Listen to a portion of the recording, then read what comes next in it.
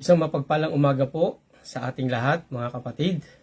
Ako po si Kuya Egay, ang magbabahagi ng mensahe sa ating morning devotion ngayong umaga. Kumusta na po kayo?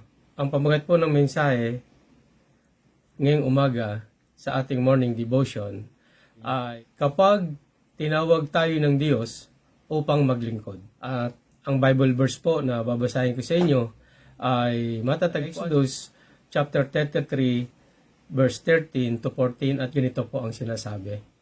Kung talagang kinalulugdan mo ako, ituro mo sa akin ang iyong mga plano upang makilala kita at upang patuloy kong matamo ang iyong kagalakan.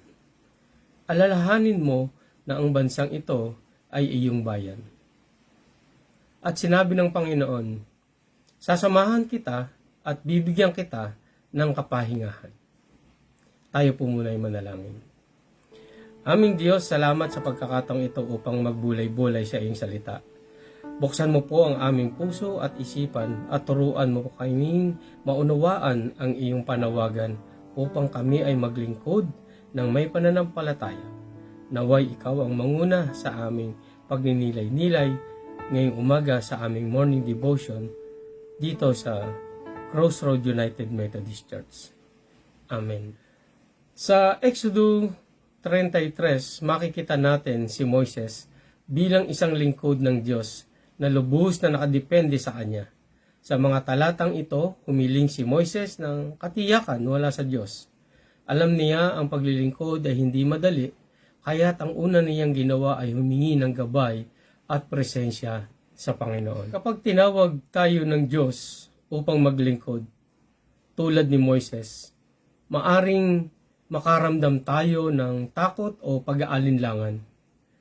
Ang paglilingkod ay hindi palaging komportable at madalas ito ay puno ng hamon, puno ng balakid, puno ng sakripisyo at punong-puno ng pagsubok. Kaya mga kapatid, ang paalala sa atin ng Exodus 33, chapter 13 to 14 ay ito. Kapag tinawag tayo ng Diyos, sasamahan niya tayo. Ang presensya ng Diyos ang nagbibigay sa atin ng lakas at katiyakan upang magpatuloy. Hindi niya tayo iiwan sa gitna ng ating pagsubok sa paglilingkod, katulad ng sinabi niya kay Moises, sasamahan kita at bibigyan ng kapahingahan. Una mga kapatid, hingi ng gabay sa Diyos. Tulad ni Moises, ipanalangin natin na ipakita ng Diyos ang kanyang mga plano para sa atin. Kapag malinaw ang direksyon ng Diyos, mas magiging matatag tayo sa ating paglilingkod. Tiwala sa presensya ng Diyos sa lahat ng gagawin nating paglilingkod.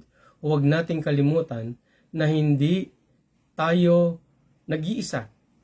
Ang presensya ng Diyos ang ating kalakasan.